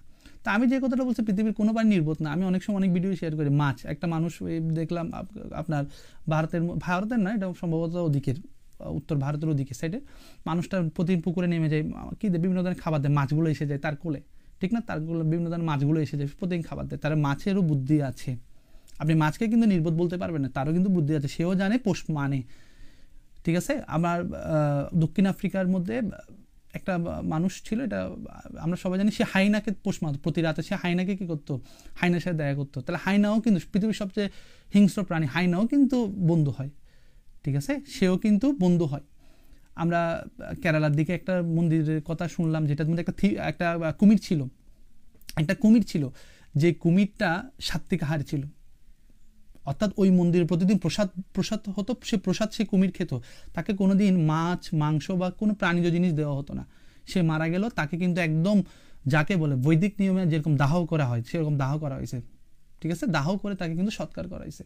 তা আমরা এই ঘটনাগুলো যখন দেখি, তখন আমরা বুঝতে পারি পৃথিবীর কোনো প্রাণী কিন্তু নির্বোধ নয়। একটা মাছও সেই নির্বোধ নয়, তারও কিন্তু অনুভূতি আছে, তারও কিন্তু কৃতজ্ঞতা, অন্যের প্রতি ওয়ে থাকার যে প্রবণতা তারও কিন্তু আছে। ওই যে কুমিরটার কথা বললাম, যে মাংসাশী কুমির, সেই কুমিরটারও কিন্তু কৃতজ্ঞতা আছে, এবং সেও একটা লাইফ স্টাইলে এমনভাবে লিড করছে, সেও কিন্তু বেঁচেছিল। আমরা সবাই একটা কথা বলি, মাংস বা মাংসাশী প্রাণী প্রোটিন না খেলে আমরা তো বাঁচবো না। এগুলো ভাই সবগুলো মানে ভাওতা কথা একদম। পৃথিবীতে হাজার হাজার লক্ষ লক্ষ মানুষ উইথাউট অ্যানিম্যাল প্রোটিন সোর্স ছাড়া জন্ম থেকে মৃত্যু পর্যন্ত টিকে থাকছে। এই যুক্তিগুলো যখন আমাদের কাছে আসে, আপনি এত যুক্তি দেন, যতই যুক্তি দেন সমস্যা নাই, কিন্তু সেই জিনিস যখন আসে, বলে যখন মানে সম্ভব না, বেঁচে থাকা সম্ভব না, তখন আমি বলি, আপনি বেঁচে থাকা সম্ভব না, এত কিছু আমার জানার দরকার নাই। আমার একটা টপিক জানি, সেটা হচ্ছে পৃথিবীতে এখন পর্যন্ত জন্ম থেকে মৃত্যু পর্যন্ত একদম সাত্বিক আহারই ছিল, উইথাউট অ্যানিম্যাল প্রোটিন ছাড়া। অসংখ্য মানুষ, অসংখ্য উদাহরণ আছে। তাহলে সেই জায়গার মধ্যে আপনি যারা বললাম না ওই যে আমাদের চিন্তা ভাবনাগুলো লেভেলটা মেনটেন হয় না, যে পিশাচ লেভেল তাকে তো আগে সাত্বিকে আনার আগে তো আগে আমাকে পিশাচ থেকে তমতে আনতে হবে, তম থেকে তো আমাকে রজতে আনতে হবে, রজ থেকে সাত্বিকে সত্যতে আনতে হবে। আমি সত্যে বসে যদি পিশাচকে যদি সত্যে আনা ডিরেক্ট পিশাচ থেকে সত্যে আনার চেষ্টা করি কখনোই সম্ভব না। তো ওই জিনিসটা আমি যখন আমার অন্য প্রাণীর প্রতি যখন আমি একটু সূক্ষ্ম দৃষ্টিতে দেখব, সে প্রাণীরও কিন্তু অনুভূতি আছে, সে প্রাণীরও কিন্তু বুদ্ধি আছে, সে প্রাণীরও কিন্তু সবচেয়ে পৃথিবীর সবচেয়ে গুরুত্বপূর্ণ যে আচার কৃতজ্ঞতাবোধ, সেই কৃতজ্ঞতাবোধ কিন্তু তারও আছে। পৃথিবীর সবচেয়ে বড় গুণ তো কৃতজ্ঞতাবোধ, কারোর প্রতি কৃতজ্ঞ থাকা। আমি কাজ করি বা না করি, আমি অল্প সাহায্য করি বা বেশি সাহায্য করি, আমি আমার সমাজের জন্য বা আমার অন্য কোনো প্রাণীর জন্য, জীবাত্মার জন্য, মানুষের জন্য কম করি বা বেশ করি, যদি কোনো কাজ যদি করেই থাকি তাহলে সেই কাজগুলোর কৃতজ্ঞতা বোধটাই একমাত্র সর্বোচ্চ তো মানুষের হওয়ার কথা ছিল, কিন্তু পৃথিবীর মধ্যে মানুষেরই সবচেয়ে কম হয়, আর অন্যান্য প্রাণীদেরই কি হয় সর্বোচ্চ বেশি হয়। যার যতটুকু লেভেল সে কিন্তু ততটুকু কি করে দেয়। কুকুর তার কৃতজ্ঞতা বোধ একদম সর্বোচ্চ উগড়ে দেয়, ঠিক না? কোনো ট্রেনিং প্রাপ্ত প্রাণী তার সর্বোচ্চ কৃতজ্ঞতা উগড়ে দেয়। তাহলে এই যে ঘটনাগুলো বললাম, আমাদের বৈদিক সিদ্ধান্ত যা বলতেছে তার সাথে প্রাণীদের আচরণের সম্পূর্ণ মিল। বৈদিক সিদ্ধান্ত বলতেছে কি, তুমি যেরকম বুদ্ধিমান, তোমার যেরকম মস্তিষ্ক আছে, তোমার যেরকম বুদ্ধি করার চিন্তার দক্ষতা আছে, ঠিক তেমনি তোমার মতো আমি আরো হাজারো যে জীবাত্মাগুলো সৃষ্টি করলাম, যে প্রাণীগুলো সৃষ্টি করলাম, তাদেরই কিন্তু সেম জিনিস আছে। শুধু পার্থক্য হলো তুমি সৃষ্টির সেরা জীব, আর তারা হলো একটু কি তোমার থেকে অধধমিত, অর্থাৎ তোমার থেকে একটু কম। যে এমন না যে তারা সেরা, এটা বলে নেই, তুমি বলছে তারা তোমার থেকে হয়তো একটু কম, একটু কম বুদ্ধিভিত্তিক বিবর্তন তার হয়তো একটু হয় নাই, বলা যায় না। প্রকৃতি খুব সেন্সিটিভ জিনিস। আমরা যারা সায়েন্সের স্টুডেন্ট বা আমরা যারা বিবর্তন বুঝি, আমরা সবাই জানি প্রকৃতি খুব সেন্সিটিভ জিনিস। প্রকৃতি যদি চায় কালকেই মানুষ বিলুপ্তি হবে, এখানে আমার আপনার কোনো হাত নেই। প্রকৃতি খুব ইম্পর্টেন্ট জিনিস। প্রকৃতি যদি চায় কালকেই সকল মানুষ বিলুপ্তি হবে, ও বিলুপ্তি করতে পারে, যে কোনোভাবে করতে পারে বিলুপ্ত। প্রকৃতি যদি চায় বিবর্তনীয় পদ্ধতিতে কোনো একটা সময় অন্য কোনো প্রাণী মানুষের থেকেও বেশি বুদ্ধিমান হতে পারে, প্রকৃতি চাইলে সব পারে। জুরাসিক যুগে যখন ডাইনোসর ছিল তখন তো মানুষ ছিল না, তাহলে জুরাসিক যুগে যদি মানুষে যদি না থাকে তখন বুদ্ধিমান সবচেয়ে সেরা জীব ছিল তারাই। তো প্রকৃতি চাইছে তারা হবে না, তাদের থেকেও কেউ নতুন হবে, তখন বিবর্তনীয় পদ্ধতি তাদের থেকে অতি বুদ্ধিমান, অতি মস্তিষ্ক উন্নত উৎকর্ষতার দিকে চলে আসলো কে? মানুষ। তাহলে এখানে আমার প্রশ্ন হলো, আমার উত্তর হলো, আমি দেখার দৃষ্টিভঙ্গি আমাকে পাল্টাতে হবে। আমাকে সর্বপ্রথম দেখার দৃষ্টিভঙ্গি পাল্টাতে হবে। আমাকে পাল্টাতে হবে এই চিন্তা যে আমি কাউকে হত্যা করার আগে, কাউকে ভক্ষণ করার আগে, কাউকে নিজের তৃপ্তি রসনা ফিল আপ করার জন্য কাউকে ক্ষতি করার আগে একবার চিন্তা করতে হবে সেও কিন্তু সম অধিকারে এই পৃথিবীতে বাঁচার যোগ্য। আমি শুধুমাত্র একটু উন্নত বলে আমি শুধুমাত্র তার কি করতে পারি, আমি তার একটা সেফ শেল্টার, সেফ একটা পৃথিবী তার জন্য আমি ব্যবস্থা করে দিতে পারি। এই হচ্ছে বৈদিক সিদ্ধান্ত। বিভিন্ন কথা, মন্ত্র, শাস্ত্রীয় রেফারেন্স, এগুলো আমরা প্রতিদিন দেখি, প্রতিদিন অহরহ পোস্টে দেখতেছি, অহরহ পোস্ট, প্রচুর পোস্ট হচ্ছে আমাদের বৈদিক ভাবধারার মধ্যে। মানে শাস্ত্র কি খচখচানি, একদম টাল। এত শাস্ত্র পরে কোনো যদি লাভ না হয়, যদি বিবেকবোধটাই জাগ্রত না হয়, এত শাস্ত্র পরে এত শাস্ত্রীয় রেফারেন্স দিয়ে আপনাকে ভিডিও করে, আপনাকে প্রচার করে, পোস্ট করে আমার কোনো লাভ হবে না, যদি না আমার মধ্যে সেই বিবেকবোধটা জাগ্রত না হয়। আমার মধ্যে এই বিবেকবোধটা জাগ্রত হতে হবে, পৃথিবীর সকলেরই বাঁচার অধিকার সমান, পৃথিবীর সকল প্রাণীর বাঁচার অধিকার সমান। অ্যাজ এ হিউম্যান আমি যেরকম বাঁচার অধিকার সমান, অ্যাজ এ মানে বলতে গেলে কুকুর, বেড়াল থেকে শুরু করে একদম ছোট্ট একটা হামিং বার্ড, একটা ছোট্ট পক্ষী, একটা ছোট প্রাণী পিঁপড়ারও সেম বাঁচার অধিকার আছে। ঠিক আছে? আর একটা প্রশ্ন সবাই আমাকে বেশি করেন, সেটা হচ্ছে, সে প্রশ্নটা হলো, কোনো একটা প্রাণী যদি আমার জন্য যদি ক্ষতিকর হয়, তাকে হত্যা করার মধ্যে আপনি তো নিজেই বললেন হত্যা করলে কর্মফলে ভাগীদার হইতে হবে, তাহলে আমি কিভাবে এটাকে ওভারকাম করতে পারি? আমি একটা কথা সবসময় বলি, সেটা হচ্ছে, দেখেন, প্রিভেনশন ইজ বেটার দেন কিউর। প্রতিরোধ প্রতিকারের চেয়ে উত্তম। আমরা যখন আমি একটা জিনিস ফলো করি, সেটা হচ্ছে আমার এই ক্যামেরার ওই পাশে কিন্তু আমার মশারিটা অল টাইম টাকা থাকে। আমি জাস্ট ভিডিও করার জন্য কিন্তু এখন মশারিটাই কী করলাম, তুলে রাখলাম। সেটা হচ্ছে আমি এমনভাবে কর্ম দুই ধরনের আমার সম্পাদিত হয়, একটা হচ্ছে প্রত্যক্ষভাবে আর একটা হচ্ছে পরোক্ষভাবে। প্রত্যক্ষভাবে করলে প্রত্যক্ষ কর্মফলের ভাগীদার হব, আর পরোক্ষ করলে পরোক্ষ কর্মফলের ভাগীদার হব। এটাই তো কথা, সিদ্ধান্ত তো এটাই বলে। তো আমাকে যখন প্রশ্ন করে, দাদা আততায়ী প্রাণী বা ক্ষুদ্র ক্ষতিকর প্রাণীগুলো আমরা কি করতে পারি, এদের তো হত্যা করতে হবে বা এদের এটা এদেরকে নিয়ে কী সিদ্ধান্ত, এদের বেলা আমি একটা সিদ্ধান্ত দিচ্ছি, ওই যেটা বললাম প্রিভেনশন ইজ বেটার দেন কিউর। আমি যদি মশারি টাঙিয়ে শুই বা আমি যদি মশারি টাঙিয়ে যে থাকি, তাহলে দেখা যাবে আমি কিন্তু সরাসরি সজ্ঞানে সব বুদ্ধিতে কোনো প্রাণী হত্যার সাথে কিন্তু সম্পৃক্ত হইনি। অর্থাৎ আমি যখন মশারিটা টাকিয়ে বা আমি ওইরকম কোনো পন্থায় যদি থাকি যে পন্থার মধ্যে আমি ওকে হত্যার সাথে সরাসরি সম্পৃক্ত নেই, কিছুটা কর্মফল রোধ পাবে, এটা সরাসরি কর্মফলের কারণ হবে না। দ্বিতীয়ত যেটা সেটা হচ্ছে সেই আততায়ী প্রাণীটা, সেই ক্ষতিকর প্রাণীটা যেখান থেকে সৃষ্টি হয় সেই উৎসটা যদি আমি বন্ধ করে দিই, তাহলে আরও বেশি সেফ, আরও বেশি গুড একটা ডিসিশন হবে। তাহলে আমাদের বিভিন্ন পরিবেশটাকে রক্ষা করা আমাদের জন্য খুব ইম্পর্ট্যান্ট বিষয়। আমি আমার আশেপাশের পরিবেশকে নিট অ্যান্ড ক্লিন রাখবো, সেটা পরিষ্কার রাখবো। আমি যত পরিষ্কার রাখবো তত বেশি এ ধরনের ক্ষতিকর পোকামাকড় অণুজীবগুলো কী হবে, বিস্তার কম হবে। আর যতই বিস্তার কম হবে ততই আমার জন্য পরিবেশটা কেবল অনুকূল হবে। আর আমার জন্য যতই পরিবেশ অনুকূল হবে ততই কর্মফল নামক বেড়াজালে আমি কম আবদ্ধ হব। আমার কাছে দুইটা সিদ্ধান্ত, সেটা হচ্ছে আমি প্রতিরোধের দিকে যাব, যেখান থেকে খারাপ জিনিসগুলো সৃষ্টি হয় সেগুলো প্রতিরোধ করার চেষ্টা করবো এবং অঙ্কুরে বিনাশ, আমি মানে অঙ্কুর হতেই দেবো না, অঙ্কুর না হওয়ার আগে তাকে বিনাশ করার চেষ্টা করব। এতে করে আমার দুই দিক দিয়ে কল্যাণ, পরিবেশেরও কল্যাণ, নিজের জীবনেরও কল্যাণ, সমাজ, আমার সব দিক দিয়ে কল্যাণ হবে এটা, ঠিক আছে। আরেকটা যেটা চিন্তা করি সেটা হচ্ছে আমরা একটা খুব ইম্পর্টেন্ট কথা আমি সবসময় বলি অ্যাজ এ সায়েন্স স্টুডেন্ট হিসেবে, বাস্তুতন্ত্র কখনো নষ্ট করবেন না।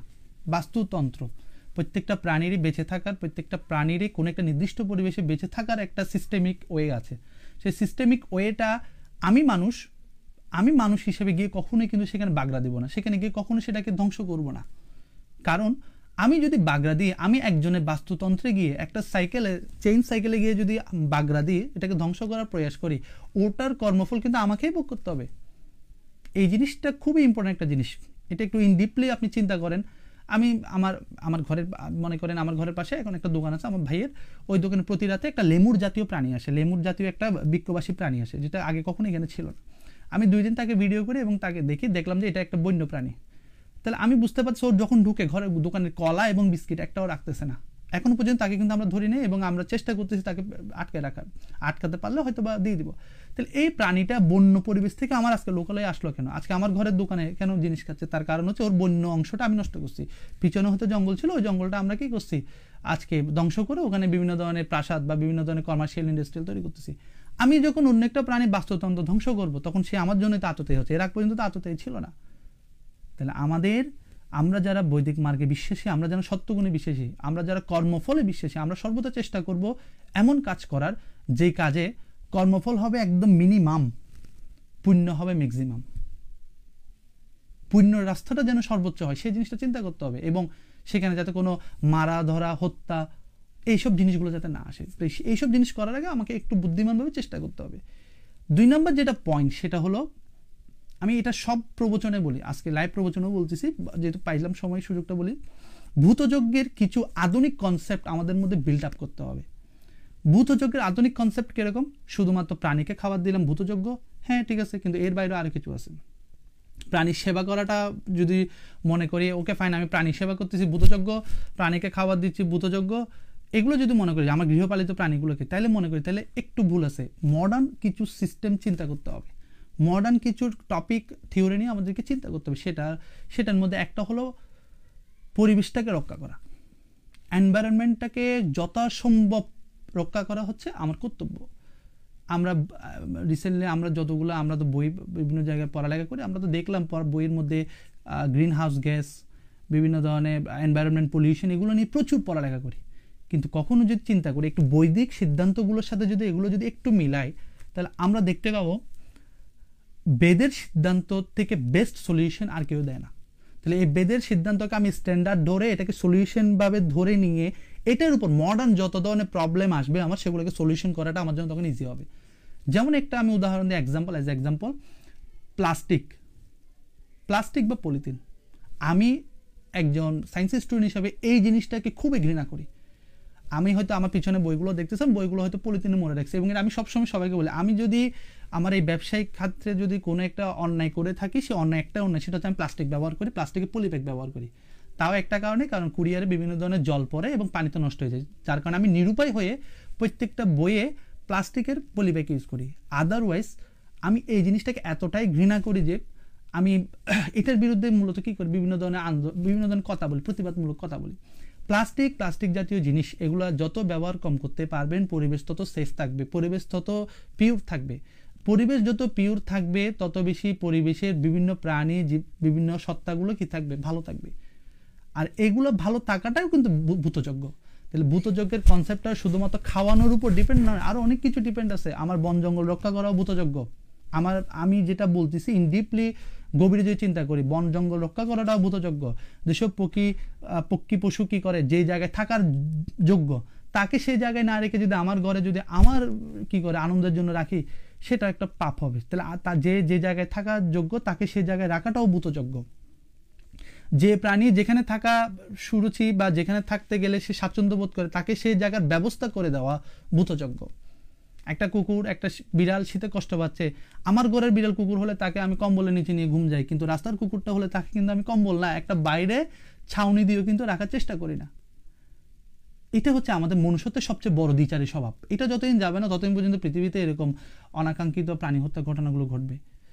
আমি আমার গৃহপালিত বিড়ালটাকে কি করি, কম্বলের নিচে নিয়ে ঘুম যাই, ছবি তুলি, বাইরে দিই, স্টোরি দিই, কিন্তু রাস্তার পাশে থাকা সেই বিড়ালটাকে শীতে যখন কষ্ট পাচ্ছে তখন কিন্তু তাকে কিন্তু আমি একটা পলিথিন দিয়েও কিন্তু একটা ছোট্ট ঘর বানিয়ে দিই না। এই জায়গায় তাহলে প্রশ্ন জাগতেছে, ওই আমার ঘরের প্রতি যে গবাদি পশুর প্রতি যে ভালোবাসাটা দেখায়, সে ভালোবাসাটা মেকি ভালোবাসা, দিস ইজ এ ফেক লাভ, একটা ফেক লাভ এটা, ঠিক আছে?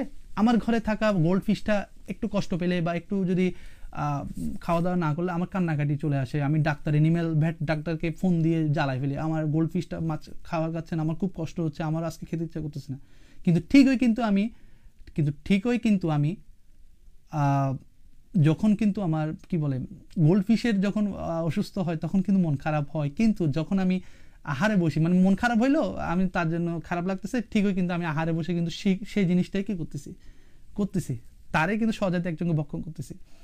ওই একটা সুন্দর ঘটনা আছে না, যেটা বলে কি, টিভিতে বসলাম, টিভিতে দেখতেছি হরিণকে সিংহ দৌড়াচ্ছে, এটা দেখে আমার খুব খারাপ লাগতেছে। ঠিকই কিন্তু এরপর উঠে এসে কিন্তু ঠিকই আমি কিন্তু খাবার টেবিলে বসেই সেই সেই ছাগলের মাংস দিয়ে কিন্তু কি খাচ্ছি, ভাত খাচ্ছি। সেই মুরগিকে কিন্তু আমি কিন্তু ঠিক একদম চিবাই কি করছি, ভক্ষণ করতেছি। তাহলে এই থেকে প্রমাণিত হয় আমাদের দ্বিচারী স্বভাবগুলো মস্তিষ্ক প্রসূত হওয়ার একটাই কারণ, আমাদের আচরণের উন্নতি হয় না, আমাদের বিবেকের উন্নয়ন হয় না। তা আমি যেটা বললাম এখন সর্বশেষ যে সিদ্ধান্ত, সেটা হলো আমি একটা কথাই বলতে পারি, সেটা হচ্ছে আগে আমাকে প্রশ্ন করতে হবে আমার স্ট্যান্ডার্ড কি। আমার স্ট্যান্ডার্ড যদি হয় বৈদিক সিদ্ধান্ত, ওকে ফাইন, তাহলে আপনার সাথে আমার কথা বলাটা এখন কি হবে, আনন্দদায়ক হবে, কিছু জ্ঞান বিতরণের রাস্তাটা কি হবে, সহজ হবে। কিন্তু আপনার স্ট্যান্ডার্ড যদি হয় বেদ নয়, আপনার স্ট্যান্ডার্ড যদি হয় বেদোক্ত পরবর্তী বিভিন্ন ধরনের মনুষ্য রচিত পাখণ্ডী মতের বিভিন্ন ধরনের গ্রন্থ যদি আপনার স্ট্যান্ডার্ড হয়, তাহলে আপনার সাথে আমার কথা বলাটাও বৃথা। আপনার আচরণকে তম থেকে সত্যতে তোলার যে আমার যে অভিপ্রায় বা অভিরুচি, সেটাও বৃথা। কিছু প্রশ্ন তো দেখি।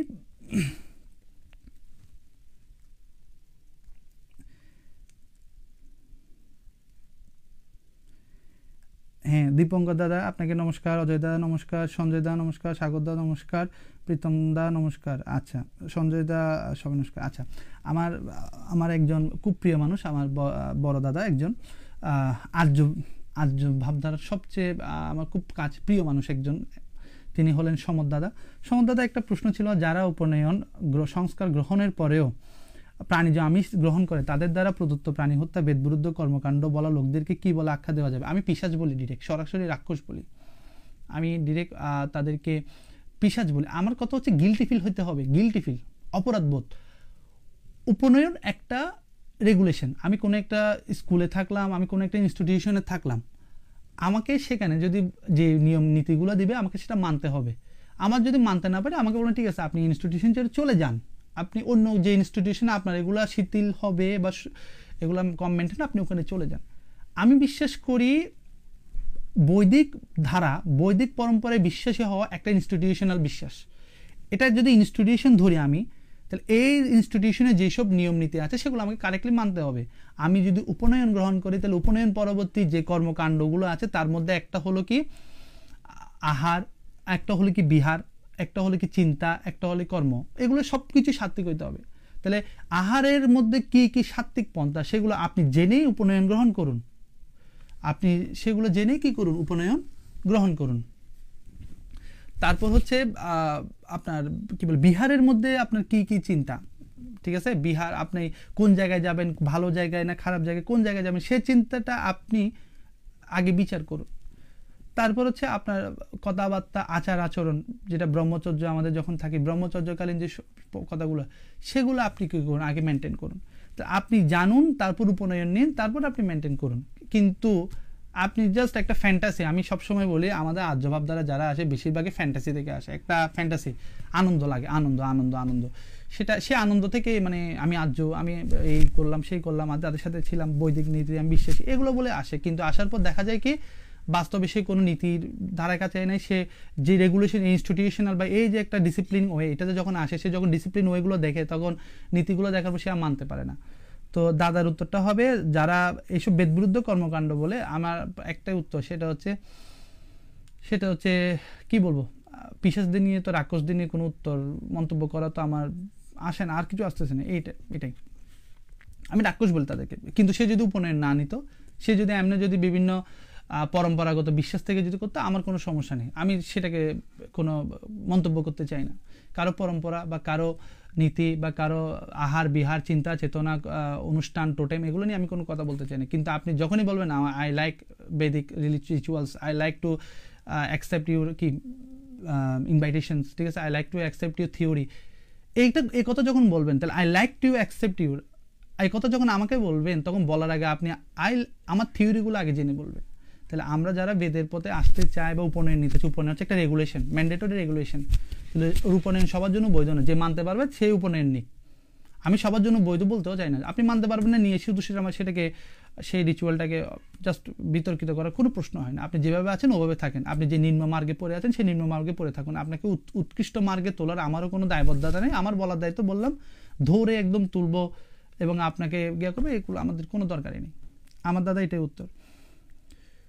আহার দ্বারা কি চরিত্র গঠন হয়? একদম আমি শুরুর দিকে বলেছি, একদম শুরুর দিকে আহার দ্বারা চরিত্র গঠন হয় মানে আমার মস্তিষ্ক, ওই যে বাগান বললাম না, আমার মস্তিষ্ক বাগানে যদি ফুলের চাষ করি ফুল হবে, আমার মস্তিষ্ক বাগানে যদি নিকোটিনের চাষ করে নিকোটিন হবে, বিষে ভরা বাগান হবে।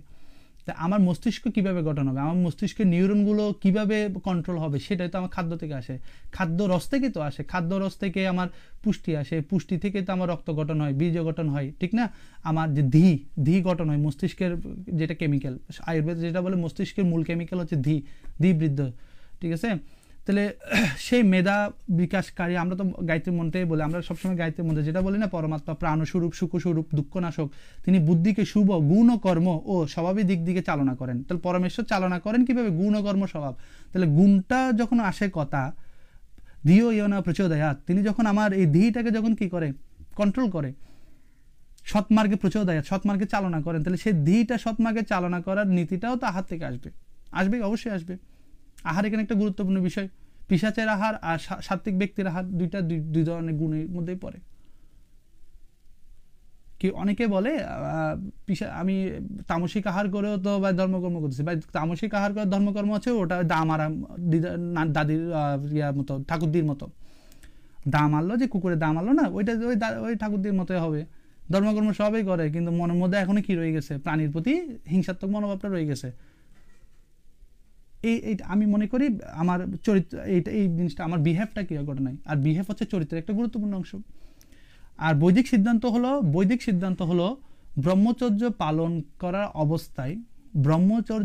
করা অবস্থায় তাকে একদম 100% কি হইতে হবে, মানে হিংসারহিত হইতে হবে, 100% হিংসারহিত হইতে হবে। এমন অনেক কাজ আছে যেগুলা বিভিন্ন ধরনের কি বলে প্রতিরক্ষা, প্রতিব্যবস্থা, বিভিন্ন ধরনের চাষবাস, এমন কিছু কাজ আছে যেগুলো ব্রহ্মচর্য থাকাকালীন সময়ে অনেক সময় নিষেধাজ্ঞা আছে, কারণ ওখানেও কিছুটা কি থাকতে হয়, কিছুটা আপনাদের কি হয় কর্মফলের সাথে যুক্ত হয়ে যায়, হত্যার সাথে যুক্ত হচ্ছে, সেই জায়গায় ব্রহ্মচর্য যারা পালন করে তাদের বেলাও একদম কি আছে, কঠোর নিয়ম আছে। তাহলে চরিত্র গঠনের উত্তম সময়, সে ব্রহ্মচর্য বলেন বা মানুষের বিভিন্ন সময় বলেন, সে চরিত্রটা কিন্তু খাদ্য দ্বারা বা খাদ্য অভ্যাসের গুণ দ্বারা কি হয়, নিয়ন্ত্রিত হয়। আমার মতামত এটাই। আচ্ছা, আর কারো কোনো প্রশ্ন থাকলে করতে পারেন। আমি সর্বোচ্চ 1 ঘন্টায় লাইভটা করবো বলছিলাম। তো এই লাইভের আমি আশা করি সমুদায় রিপ্লাইতে জানাবেন কমেন্টে আপনার উত্তরগুলো আমি দিতে পারলাম কিনা। আমার ক্ষুদ্র জ্ঞান দিয়ে বা ক্ষুদ্র মস্তিষ্কের জ্ঞান থেকে আমি উত্তর দিতে পারলাম কিনা।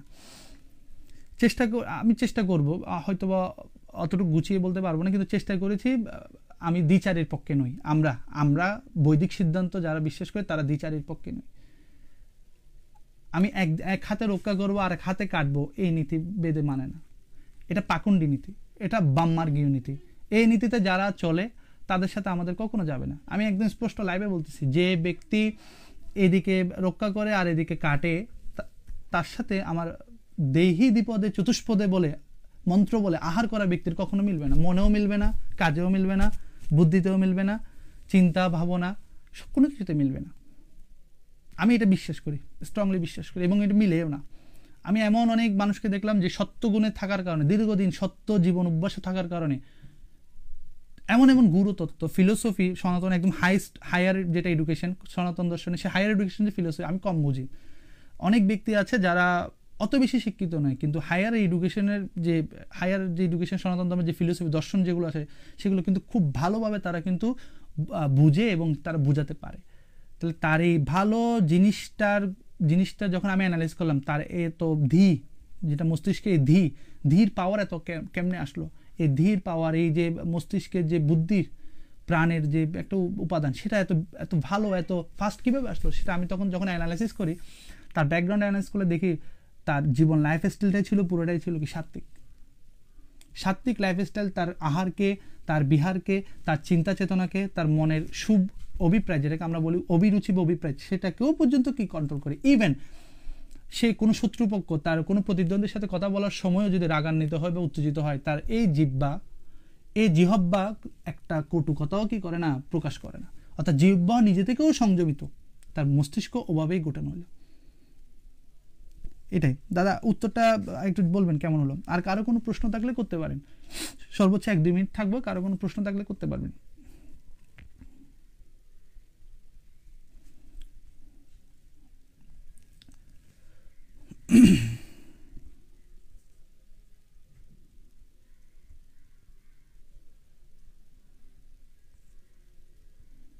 যারা শাস্ত্র মতে ক্ষত্রিয়দের খাদ্য, আমি একটা কথা বলি, 2025 সাল, অনেক কিছু আপনাকে কিছুক্ষণ আগে বললাম না, মডার্ন কিছু থিওরি আপনাকে কিছু অ্যাডজাস্ট করতে হবে।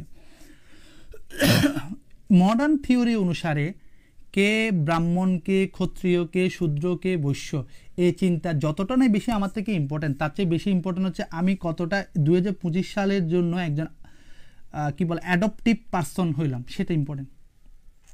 ব্রাহ্মণ, ক্ষত্রিয়, বৈশ্য, শূদ্র বর্তমানে নিরূপণ করা টোটালি টাফ। তার উপরে কোনো গুরুকুল নাই, এটা নির্ধারণ করবে গুরুকুলীয় পদ্ধতিতে যখন আপনি শিক্ষাদান করবেন, তখন গুরু নির্ধারণ করবে আপনার এই জ্ঞান ক্ষত্রিয়ের জন্য পারফেক্ট, আপনার এই জ্ঞান ব্রাহ্মণের জন্য পারফেক্ট, আপনার এই জ্ঞান এই বর্ণের জন্য পারফেক্ট, আপনার এই জ্ঞান সেবার জন্য পারফেক্ট। আপনার মধ্যে সেবা মানসিকতা আছে সেটা আমি বুঝবো না, আমার মধ্যে সেবার মানসিকতা আছে কিনা নাই, নাকি অন্যের প্রতি ক্ষতি করার ইচ্ছে, সেটা আমি বুঝবো না, আমি নিজেকে কখনো বুঝতে পারবো না। কারণ আমি দর্পণ না, দর্পণ হচ্ছে গুরু। সে দর্পণে, তার হৃদয় দর্পণে সে কি করে, প্রতিফলিত হয়ে দেখে তার এই শিষ্য এই বর্ণের জন্যই গঠিত। তাহলে বর্তমান যুগে যেহেতু গুরুকুলীয় শিক্ষা ব্যবস্থা নাই, আপনি কে ক্ষত্রিয় কেউ এটা চিন্তা করতে পারবেন না।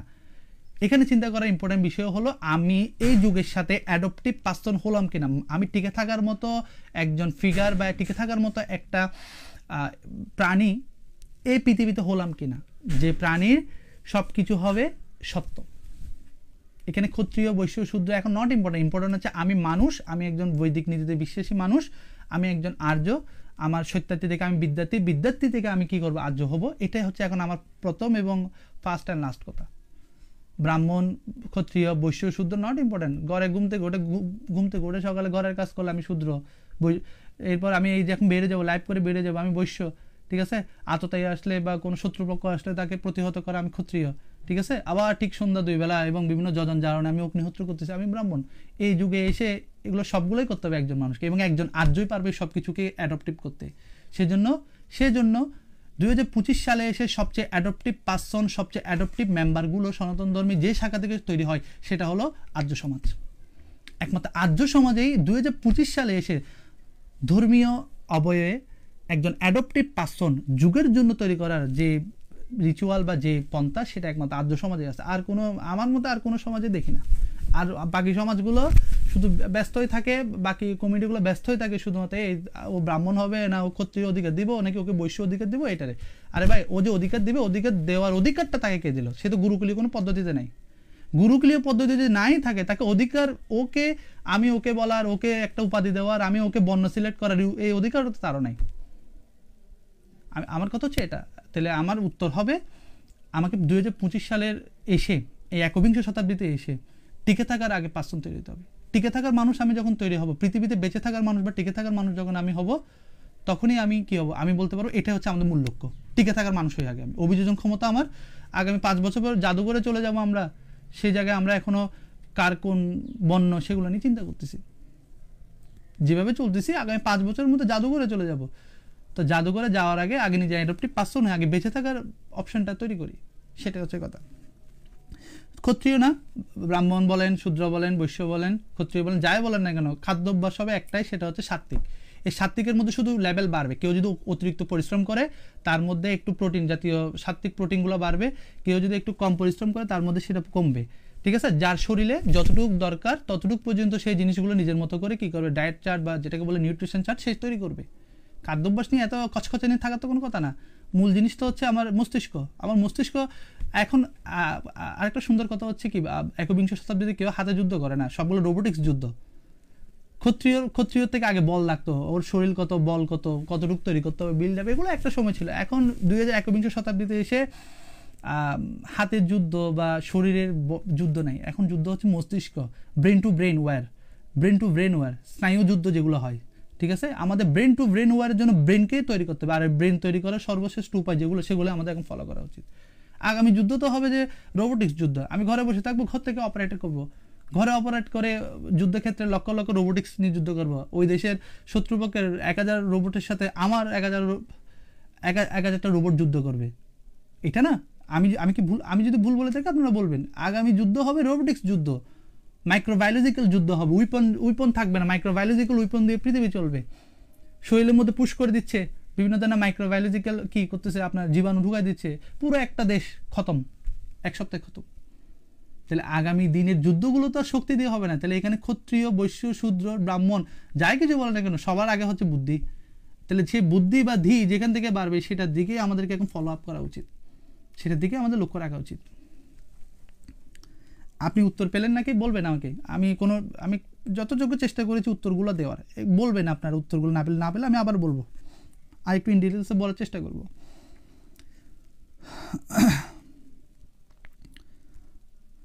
আমাকে শেষ করতে হবে। হ্যাঁ সমুদ্র, আপনাকে খুবই ধন্যবাদ লাইভের সাথে থাকার কারণেই। এটাই আমি একটা কথাই বললাম, আমার কাছে এখন 3টাই স্টেজ। আমি এখন একটাই বলি, আমি সনাতন ধর্মে আমি একটা লাস্ট ফাইনাল কথা বলি।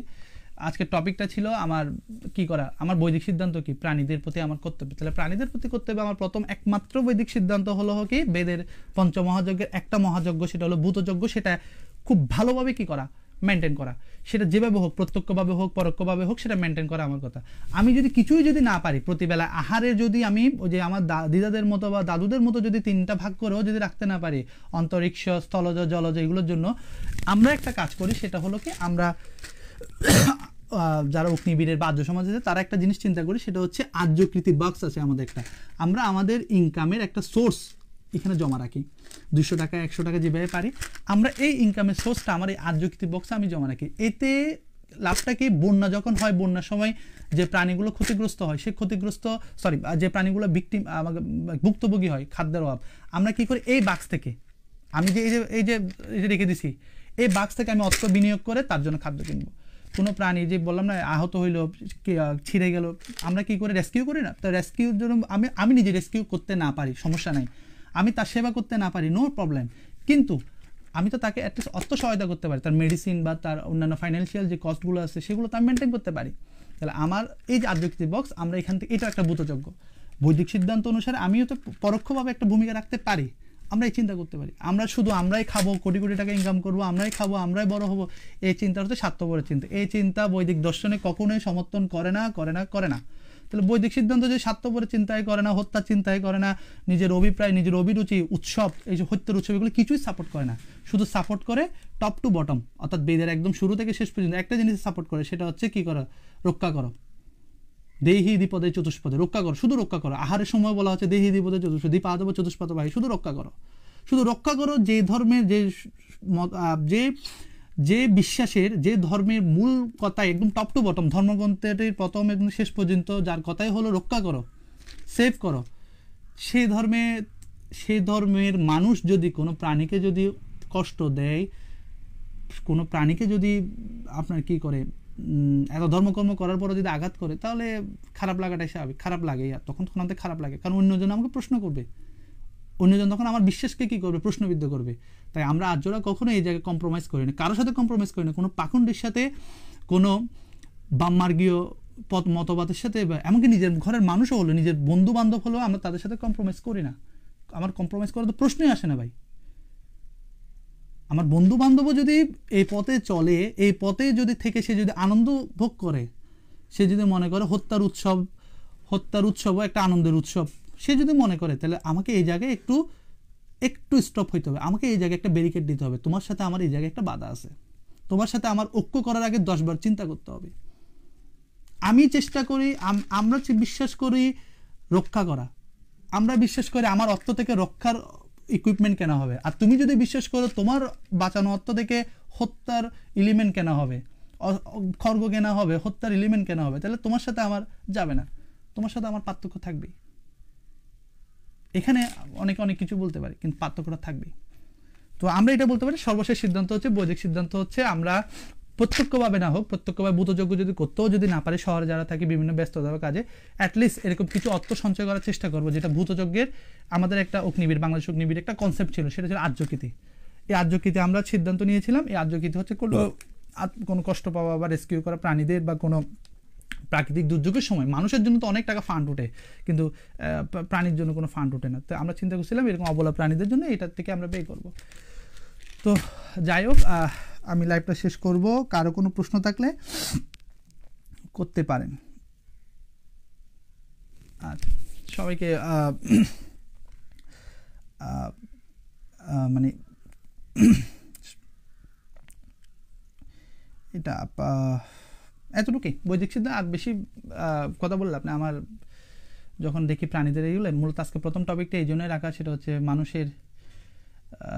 মানুষের মনটা, এত ধর্মকর্ম করি, এত কোটি কোটি টাকা খরচ করি, এরপরে আমাদের মনস্তাত্ত্বিক উন্নয়ন হয় না।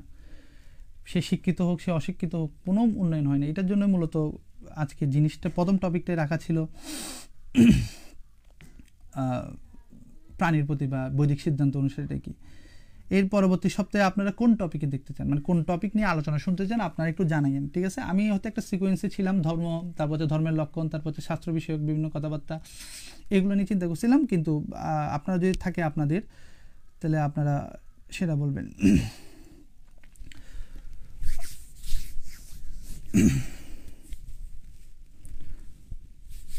ओम दौ शांतिरंतरिक्षं शांति पृथिवी शांतिरापः शांतिरुषधयः शांतिः वनस्पतयः शांतिर्विश्वदेवाः शांति ब्रह्म शांतिः सर्वं शांतिः शांतिरेवः शांतिः स्वामा शांतिरेधि।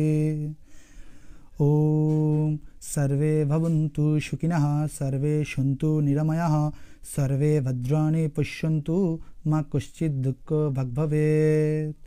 ओम नमः शंभवाय च मयो भवाय च, नमः शंकराय च महेश्वराय च, नमः शिवाय च शिवतराय च। ओम शांति शांति शांति। नमस्कार सबाइके।